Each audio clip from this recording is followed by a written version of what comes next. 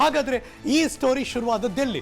ಒಂದಷ್ಟು series of ಈ ಸ್ಟೋರಿಗಳನ್ನ ನಿಮ್ಮ ಮುಂದೆ ಇಡುವಂತಹ ಪ್ರಯತ್ನವನ್ನ ನಾವು ಮಾಡ್ತಾ ಇದ್ದೀವಿ. ಹಾಗಾದ್ರೆ ಟಾರ್ಗೆಟ್ ನಂಬರ್ 1 ಮೊದಲ ಸ್ಟೋರಿ, ಅದು ಮೇ 26ನೇ ತಾರೀಕು 2023ನೇ ತಾರೀಕು ನಡೆದಂತಹ ಒಂದು ಸ್ಟೋರಿ, ಬೆಂಗಳೂರಿನ ನಂದಿನಿ ಲೇಔಟ್ ಸ್ಟೋರಿ ಬರ್ತಾ ಇದೆ. ಟಾರ್ಗೆಟ್ ನಂಬರ್ 1 ಮೇ 26, 2023, ಸ್ಥಳ ಬೆಂಗಳೂರಿನ ನಂದಿನಿ ಲೇಔಟ್. ಅಲ್ಲೇನಾಯ್ತು ಅಂತ ತೋರಿಸ್ತೀವಿ. Breaking news.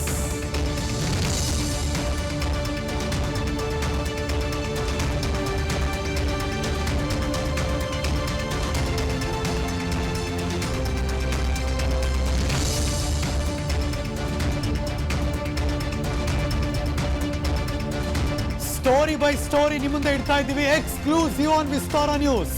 Target number 1 May 26ನೇ ತಾರೀಕು 2023, ನಂದಿನಿ ಲೇಔಟ್ ಬೆಂಗಳೂರು. ಬಾಡಿಗೆ ಮನೆ ಕೇಳೋ ನೆಪದಲ್ಲಿ ಮನೆಗೆ ಎಂಟ್ರಿ ಕೊಟ್ಟರು ಕಳ್ಳರು. ಮಹಿಳೆಯರು ಅಂತ ನೋಡದೆ ಮಾರಕಾಸ್ತ್ರಗಳಿಂದ ಅವ್ರ ಮೇಲೆ ಬೀಸಿದ್ರು, ಮಹಿಳೆ ಮೇಲೆ ಹಲ್ಲೆ ನಡೆಸಿದ್ರು, ಚಿನ್ನಾಭರಣ ಹಣ ಎಲ್ಲವನ್ನ ಕೂಡ ದೋಚ್ಕೊಂಡ್ರು, ಎಸ್ಕೇಪ್ ಆದ್ರು. ಈ ಘಟನೆಯಲ್ಲಿ ಶಾಂತಮ್ನವರು, ಗಿರಿಯಮ್ನವರು ಇಬ್ಬರಿಗೂ ಕೂಡ ತೀವ್ರ ಸ್ವರೂಪದ ಗಾಯ ಆಯಿತು.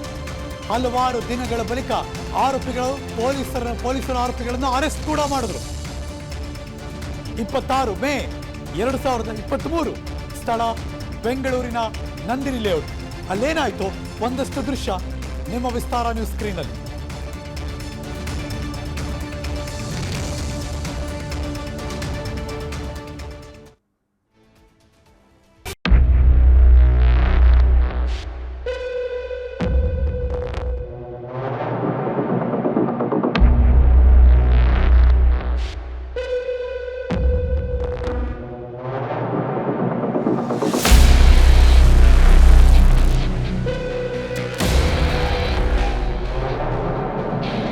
ಅವರೆಲ್ಲರೂ ಕೂಡ 50+ ದಾಟಿದಂತಹ ವೃದ್ಧೆಯರಾಗಿದ್ದಾರೆ, ಒಂಟಿ ಮಹಿಳೆಯರಾಗಿದ್ದಾರೆ.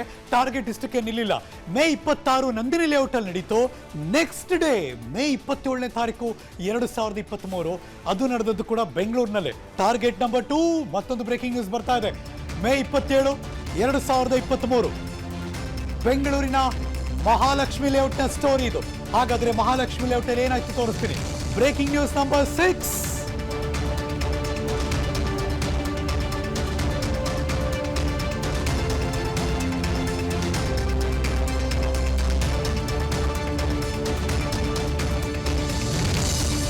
ಸೀರೀಸ್ ಆಫ್ ಕ್ರೈಮ್ಗಳು ನಡೆಯೋಕೆ ಶುರುವಾಯಿತು.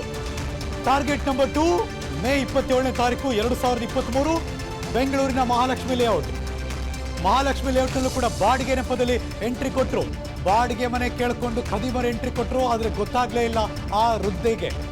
3 ಕಿರಾತಕರು ಆ ವಯಸ್ಸಾದಂತಹ ಹೆಣ್ಣುಮಗಳ ಮೇಲೆ ಅಟ್ಯಾಕ್ ಮಾಡಿದ್ರು.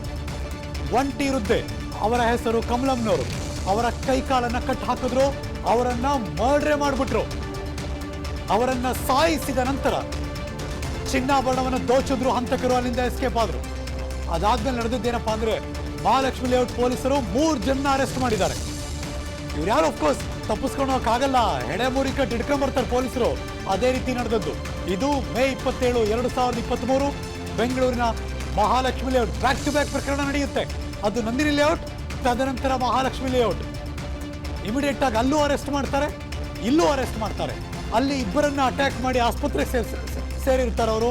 ಆದರೆ ಇಲ್ಲಿ ಕಮಲಮ್ನವ್ರನ್ನ ಆ ಖದೀಮರು, ಆ ಹಂತಕರು ಅವ್ರನ್ನ ಮುಗಿಸೇ ಬಿಡ್ತಾರೆ. ಚಿನ್ನಾಭರಣ ಹಣವನ್ನು ದೋಚ್ತಾರೆ. ತದನಂತರ ಮಹಾಲಕ್ಷ್ಮಿ ಲೇಔಟ್ ಪೊಲೀಸರು 3 ಅರೆಸ್ಟ್ ಮಾಡಿದ್ದಾರೆ. ಯಾರವರು ಅದನ್ನು ತೋರಿಸ್ತೀವಿ ನೋಡಿ.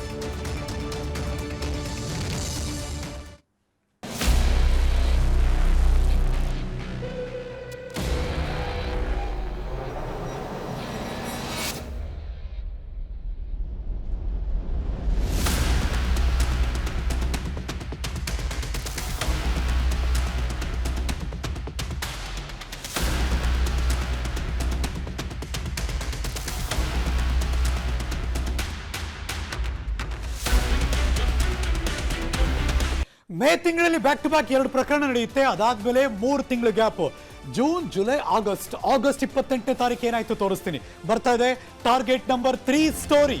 ದಿನಾಂಕ ಆಗಸ್ಟ್ 28, 2023, ಬೆಂಗಳೂರಿನ ಸ್ಥಳ HSR layout. Breaking news number 7.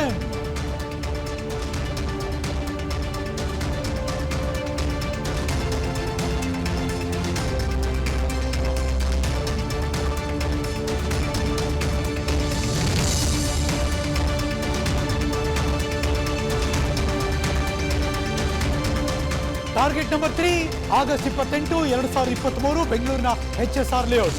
ಮಗುವನ್ನ ಸ್ಕೂಲ್ ಬಸ್ ಹತ್ತಿಸಿ ಮನೆಗೆ ಹೋಗ್ತಿದ್ರು ಆ ಮಹಿಳೆ ಟಾರ್ಗೆಟ್ ಆದ್ರು. ಅವರಿಗೆ ಟಾರ್ಗೆಟ್ ಮಾಡ್ಕೊಂಡು ಹಿಂಬಾಲಿಸ್ಕೊಂಡು ಬಂದ್ರು ಕಳ್ಳರು. ಮನೆಯ ಕಾಲಿಂಗ್ ಬೆಲ್ ಒತ್ತಿದ್ರು, ಖಾರದ ಪುಡಿಯನ್ನ ಎರಚಿದ್ರು. ಅದಾದ್ಮೇಲೆ ನಡೆದದ್ದು ಚಾಕುವಿನಿಂದ ಹೆಣ್ಣುಮಗಳ ಮೇಲೆ ಹಲ್ಲೆ ನಡೀತು. ಹಣ ಆಭರಣ ಎಲ್ಲವನ್ನು ಕೂಡ ದೋಚ್ಕೊಂಡು ಎಸ್ಕೇಪ್ ಆದ್ರು. ಈ HSR ಲೇಔಟ್ ಘಟನೆಯಲ್ಲಿ ಗಾಯಗೊಂಡಿದ್ದು ತೀವ್ರವಾಗಿ ಸಂಗೀತ ಅನ್ನೋ ಮಹಿಳೆ. ಒಂಟಿ ಮಹಿಳೆಗೆ ಕೈಗೆ ಎಲ್ಲಾ ಕಡೆ ದೇಹದ ಮೇಲೆ ಗಾಯ ಮಾಡಿದ್ರು, ಚಾಕುವಿನಿಂದ ಇರಿದಿದ್ರು, ಆಕೆಯ ಕಣ್ಣಿಗೆ ಖಾರದ ಪುಡಿ ಎರಚಿದ್ರು. HSR ಲೇಔಟ್ ಪೊಲೀಸರು ಆರೋಪಿಗಳನ್ನ ತದನಂತರ ಅರೆಸ್ಟ್ ಮಾಡಿದ್ರು. ಅಫ್ಕೋರ್ಸ್ ಇಲ್ಲೂ ಕೂಡ ಎಸ್ಕೇಪ್ ಆದವರು ಅರೆಸ್ಟ್ ಆದ್ರು. ಅದರ ಒಂದಷ್ಟು ದೃಶ್ಯ ತೋರಿಸ್ತೀನಿ ನಿಮಗೆ.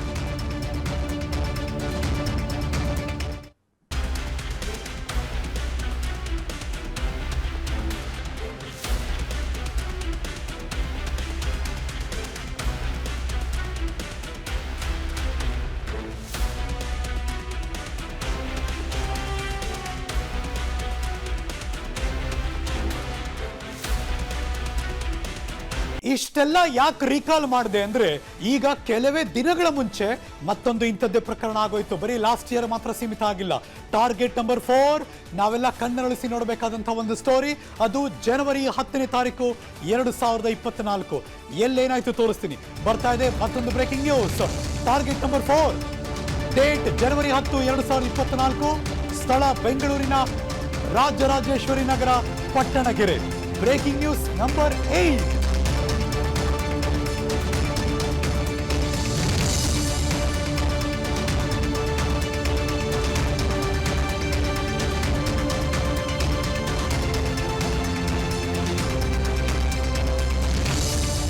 ವಾರದ ಹಿಂದೆ ನಡೆದಂತಹ ಘಟನೆ ಮತ್ತೆ ಬೆಂಗಳೂರಿಗರಿಗೆ ಆತಂಕ ತಂದೊಡ್ಡಿತು.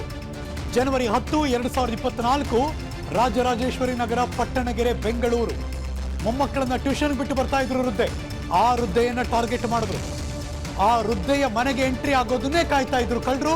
ವೃದ್ಧೆ ಮನೆಗೆ ಎಂಟ್ರಿ ಕೊಡ್ತಾ ಇದ್ದಾಗೆ ಕಳ್ಳರು ಎಂಟ್ರಿ ಕೊಟ್ರು. ಅಂದ್ರೆ ಇಮಿಡಿಯೇಟ್ ಆಗಿ ಅವ್ರಿಗೆ ಗೊತ್ತಾಗಬಾರ್ದು, ಸಡನ್ ಆಗಿ ಒಳಗೊಂಡ್ಬಿಡ್ತಾರೆ ಅವ್ರ ಹಿಂದೆನೆ. ಬಾಯಿಗೆ ಮಂಕಿ ಕ್ಯಾಪ್ ತುರ್ಕಿದ್ರು ಕಳ್ಳರು, ಬಿಕಾಸ್ ಕಿರ್ಚಬಾರ್ದಲ್ಲ. ಅದಾದ್ಮೇಲೆ ಆಕೆಯ ಕೈಕಾಲನ್ನು ಕಟ್ಟು ಹಾಕಿದ್ರು. ನಿಶಕ್ತಿ, ವಯಸ್ಸಾಗಿರುತ್ತೆ, ಇನ್ನೇನು ಮಾಡೋ ಪರಿಸ್ಥಿತಿ ಇರಲಿಲ್ಲ. ಸೊಸೆನೋ ಅಥವಾ ಮಗಳೋ, ಅಳಿಯನೋ ಅಥವಾ ಮಗನೋ, ಅವರೆಲ್ಲರೂ ಕೂಡ ಕೆಲಸಕ್ಕೆ ಹೋಗಿರ್ತಾರೆ.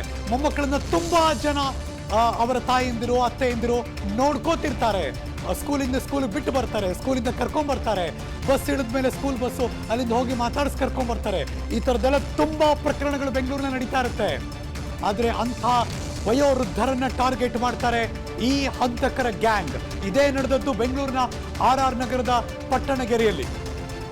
ಮೊಮ್ಮಕ್ಕಳನ್ನ ಕರ್ಕೊಂಡ್ಬಂದ್ರು, ಆ ವೃದ್ಧೆಯ ಹಿಂದೆ ಅಟ್ಯಾಕ್ ಮಾಡಿದ್ರು, ಮಂಕಿ ಕ್ಯಾಪ್ ತುರ್ಕಿದ್ರು, ಕೈಕಾಲು ಕಟ್ ಹಾಕಿದ್ರು, ಮನೆಯೆಲ್ಲ ಜಾಲಾಡಿದ್ರು, ಚಿನ್ನಾಭರಣ ದೋಚಿದ್ರು, ಎಸ್ಕೇಪ್ ಆದ್ರು.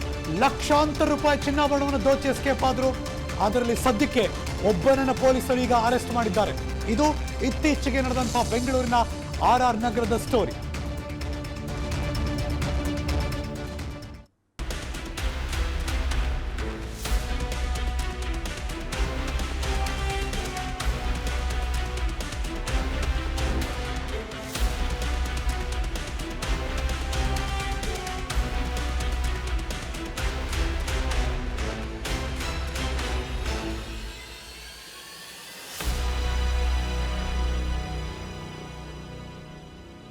ಗಂಡ ಹೆಂಡತಿರು ಇಬ್ರು ದುಡಿದ್ರೆ ಮಾತ್ರ ಬೆಂಗಳೂರಿನಲ್ಲಿ ಚೆನ್ನಾಗಿ ಜೀವನ ಮಾಡೋಕ್ಕಾಗುತ್ತೆ, ಮಕ್ಕಳ ಭವಿಷ್ಯವನ್ನು ರೂಪಿಸ್ಬೋದು ಅಂತ ಅವರಿಬ್ರು ಕಷ್ಟಪಟ್ಟು ಕೆಲಸ ಮಾಡ್ತಿರ್ತಾರೆ. ಮನೆಯಲ್ಲಿ ಅವ್ರ ತಾಯಿನೋ ಅತ್ತೆನೋ ಅಥವಾ ಮಾವ ಇಂಥವ್ರು ಯಾರೋ ಇದ್ದೇ ಇರ್ತಾರೆ. ಆ ಹೆಣ್ಣು ಮಗಳು ಯಾರಿರ್ತಾರೆ ವಯೋವೃದ್ಧರು, ಅವರು ಮೊಮ್ಮಕ್ಕಳನ್ನ ನೋಡ್ಕೋತಿರ್ತಾರೆ. ಸ್ಕೂಲಿಂದ ಬಂದಮೇಲೆ ಬಾಪ ಅಂತ ಮಾತಾಡ್ಸ್ಕೊಂಡು ಮನೆ ಕರ್ಕೊಂಡ್ಬರ್ತಿರ್ತಾರೆ. ಆದರೆ ಅವ್ರಿಗೆ ಗೊತ್ತೇ ಇರಲ್ಲ ಅವ್ರನ್ನ ಯಾರೋ ಪ್ರತಿದಿನ ವಾಚ್ ಮಾಡ್ತಿರ್ತಾರೆ ಅಂತ. ಇಷ್ಟು ಪ್ರಕರಣಗಳೇನಿದೆ, ಇದು 1 ವರ್ಷದ ಒಂದಷ್ಟು ಪ್ರಕರಣಗಳನ್ನು ನಾನಿವತ್ತು ನಿಮ್ಮ ಮುಂದೆ ಇಡುವಂಥ ಪ್ರಯತ್ನ ಮಾಡಿದ್ದೀನಿ. Let's go live. ಇದ್ರ ಬಗ್ಗೆ ಮತ್ತಷ್ಟು ಮಾಹಿತಿ ಕೊಡೋಕೆ ನನ್ನ ಸಹೋದ್ಯೋಗಿ ಕ್ರೈಮ್ ಬ್ಯೂರೋ ಮುಖ್ಯಸ್ಥ SK ಮಂಜುನಾಥ್ ನೇರ ಸಂಪರ್ಕದಲ್ಲಿ ಜಾಯಿನ್ ಆಗ್ತಿದ್ದಾರೆ. ಮಂಜು ನಮಸ್ಕಾರ, ವೆರಿ ಗುಡ್ ಮಾರ್ನಿಂಗ್. ಈ ಟಾರ್ಗೆಟ್ಗಳನ್ನ ಘಟನೆಗಳನ್ನ ರೀಕಾಲ್ ಮಾಡಿದಾಗ ಇವತ್ತಿಗೂ ನೋಡ್ತಿರೋರಿಗೆ ಭಯ ಆಗ್ಬಿಡುತ್ತೆ. ಅಯ್ಯೋ ಏನಿದು ಬ್ಯಾಕ್ ಟು ಬ್ಯಾಕ್ ಪ್ರಕರಣ ನಡೀತಾ ಇದೆ ಅಂತ. ಒಂದ್ ಕಡೆ ಪೊಲೀಸರು ಅರೆಸ್ಟ್ ಮಾಡ್ತಾರೆ ನಿಜ, ಆದರೆ ಈ ಪ್ರಕರಣಗಳಿಗೆ ಕಡಿವಾಣ ಬಿದ್ದಿಲ್ಲ, ಮತ್ತೆ ಮತ್ತೆ ಸ್ಪಾರ್ಕ್ ಆಗ್ತಾನೆ ಇದೆ. ಯಾರು ಈ ಗ್ಯಾಂಗ್ನವರು? ಒಂದೇ ಗ್ಯಾಂಗ್ಗೆ ಸೇರ್ಪಟ್ಟಿರೋರ ಅಥವಾ ಬೇರೆಯವರ? ಹೇಗೆ ಪ್ಲಾನ್ ಮಾಡ್ತಾರೆ? ಈಗ ನೀವು RR ನಗರದ ಪಟ್ಟಣಗೆರೆಯ ಮನೆ ಹತ್ರನೇ ಇದ್ದೀರಾ. ಗೋ ಹೆಡ್ ಪ್ಲೀಸ್, ಹೇಳಿ ನಮಗೆ. Good morning Harish Nagaraj. ಬೆಂಗಳೂರಿನಲ್ಲಿರ್ತಕ್ಕಂಥ ಒಂಟಿಯಾಗಿ ವಾಸ ಮಾಡ್ತಕ್ಕಂಥ ವೃದ್ಧೆಯರು, ಅದರಲ್ಲಿ ವಾಸ ಒಂಟಿಯಾಗಿ ಮಾಡದೇ ಇದ್ರು ಸಹ ಅವರ ಕುಟುಂಬಸ್ಥರ ಜೊತೆ ಇರ್ತಾರೆ. ಆದರೆ ಕೆಲಸ ಕಾರ್ಯಗಳಿಗೆ ಹೋಗಿರ್ತಕ್ಕಂಥ ಕುಟುಂಬ ಸದಸ್ಯರು ಕೆಲಸಕ್ಕೆ ಹೋಗಿದ್ದಂಥ ಸಂದರ್ಭದಲ್ಲಿ ಯಾರು ಮನೆಯಲ್ಲಿ ಒಂಟಿಯಾಗಿರ್ತಾರೆ ಅಂಥವ್ರನ್ನ ಟಾರ್ಗೆಟ್ ಮಾಡಿಕೊಂಡು ಕೆಲ ಕಳ್ಳರು ಇರ್ಬೋದು ಅಥವಾ ಕೆಲ ಹಂತಕರು ಯಾವ ರೀತಿಯಾದಂಥ ದುಷ್ಕೃತ್ಯಗಳನ್ನು ಎಸಗ್ತಾರೆ, ಅವು ಮಹಿಳೆಯರನ್ನ ಯಾವ ರೀತಿ ಟಾರ್ಗೆಟ್ ಮಾಡ್ತಾರೆ ಅನ್ನೋದಕ್ಕೆ ಈಗ ಏನು ವಿಸ್ತಾರ ನ್ಯೂಸ್ನಲ್ಲಿ ಬಂದಂಥ ಒಂದು 4 ಪ್ರಕರಣಗಳು ಎಕ್ಸಾಂಪಲ್ ಕೊಟ್ಟು ವಿಶ್ಲೇಷಣೆ ಮಾಡ್ತಾ ಹೋಗ್ತೀವಿ.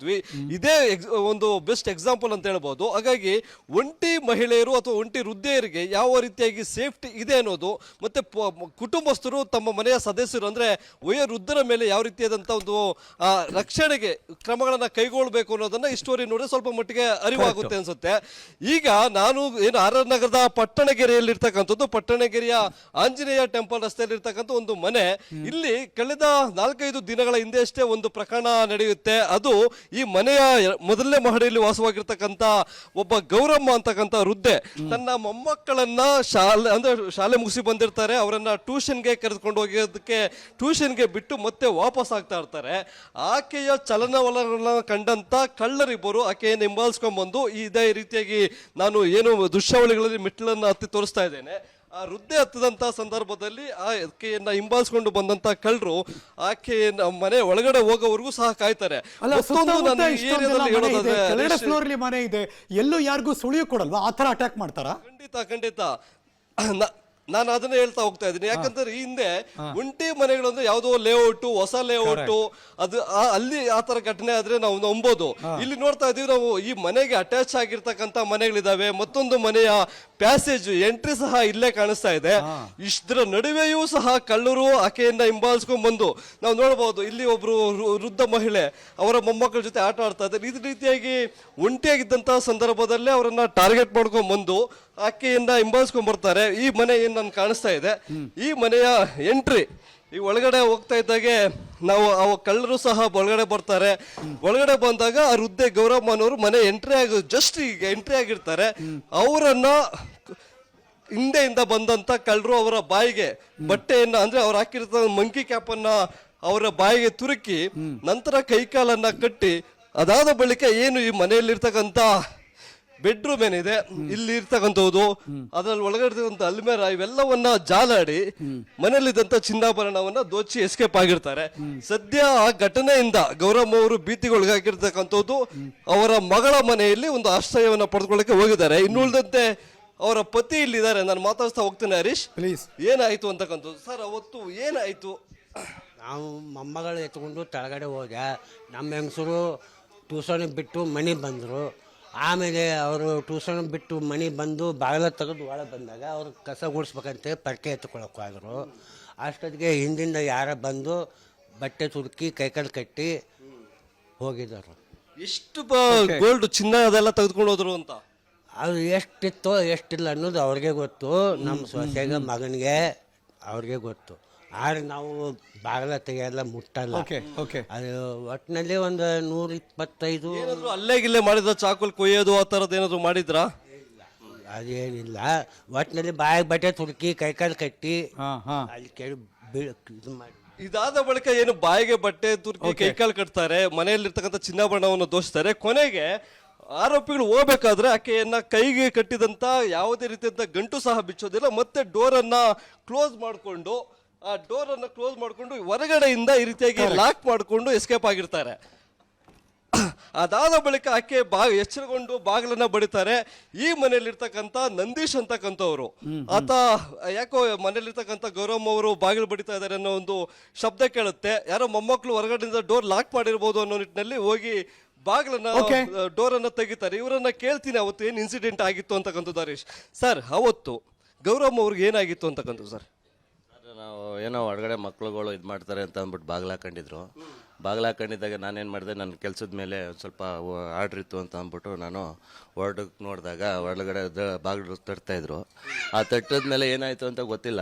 ಬಾಗಿಲು ತೆಗೆದ್ಬಿಟ್ಟು ನಾನು ಕೆಳಗಡೆ ಹೋಗ್ಬಿಟ್ಟೆ, ಕೆಲಸ ಇದೆ ಅಂದ್ಬಿಟ್ಟು. ವಿಷಯ ಗೊತ್ತಿಲ್ಲ, ಅವರು ಕೆಳರು ಬಂದಿದ್ರು, ಅವ್ರನ್ನ ಹೊಡೆದ್ರು, ರಾಬ್ರಿ ಮಾಡಿದ್ರು, ಏನೂ ಗೊತ್ತಿಲ್ಲ ನಮಗೆ. ನಮ್ಮ ಪಾಡಿನ ಒಳಗಡೆ ಇದ್ದು. Okay. ಇಷ್ಟು ಜನ ಅಕ್ಕಪಕ್ಕದಲ್ಲಿ ಇದ್ದಾರೆ, ಇಷ್ಟೊಂದು ಹಳೆ ಏರಿಯಾ, ಆದ್ರೆ ಹೊಸ ಲೇಔಟ್ ಒಂಟಿ ಮನೆ ಅಲ್ಲ.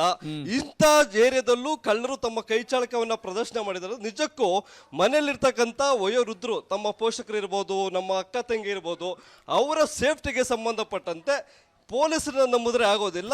ನಾವು ಏನಾದ್ರು ಒಂದು ಜವಾಬ್ದಾರಿಯನ್ನ ತೆಗೆದುಕೊಂಡು ಅವರ ಸೇಫ್ಟಿಗೆ ಒಂಟಿಯಾಗಿ ಬಿಟ್ಟು ಹೋಗಿಂತ ಮುಂಚಿತವಾಗಿ ಸ್ವಲ್ಪ ಯೋಚನೆ ಮಾಡ್ಬೇಕಾಗುತ್ತೆ. Harish, very true. Thank you so much S K Manjunath. ಈ ಕ್ಷಣದ ಮಾಹಿತಿಯನ್ನು ಅಪ್ಡೇಟ್ ಮಾಡಿದ್ದಕ್ಕೆ. ನಂಬರ್ 1, ಈ ತರದ ಪ್ರಕರಣಗಳು ಮತ್ತೆ ರಿಪೀಟ್ ಆಗಬಾರ್ದು. ಜನ ಎಚ್ಚೆತ್ತುಕೊಳ್ಬೇಕು. ಪೊಲೀಸ್ ಇಲಾಖೆಯು ಕೂಡ ಅಷ್ಟೇ ಸ್ಟ್ರಿಕ್ಟ್ ಆಗಿ ಆಕ್ಷನ್ ತೆಗೆದುಕೊಳ್ಳಬೇಕು. ಇದು ಸೀರೀಸ್ ಆಫ್ ಎಲ್ಲ ಟಾರ್ಗೆಟ್ ಆದಂತಹ ಸುದ್ದಿ. ಇವತ್ತಿನ breaking bulletin exclusive on Vistara news. ಅನುಕ್ಷಣದ ಸುದ್ದಿಗಳಿಗಾಗಿ ವಿಸ್ತಾರ ನ್ಯೂಸ್ ಯೂಟ್ಯೂಬ್ ಚಾನೆಲ್ ಸಬ್ಸ್ಕ್ರೈಬ್ ಮಾಡಿ. ಹೊಸ ಸುದ್ದಿಗಳ ನೋಟಿಫಿಕೇಶನ್ಗಾಗಿ ಬೆಲ್ ಐಕಾನ್ ಕ್ಲಿಕ್ ಮಾಡಿ. ಲೇಟೆಸ್ಟ್ ಅಪ್ಡೇಟ್ಸ್ಗಾಗಿ www.vistaranews.com ವೆಬ್ಸೈಟ್ಗೆ ವಿಸಿಟ್ ಮಾಡಿ. ಅಂಗೈಯಲ್ಲೇ ಜಗತ್ತಿನ ಸುದ್ದಿ ತಿಳಿಯಲು ವಿಸ್ತಾರ ನ್ಯೂಸ್ ಕನ್ನಡ ಆಪ್ ಡೌನ್ಲೋಡ್ ಮಾಡಿ.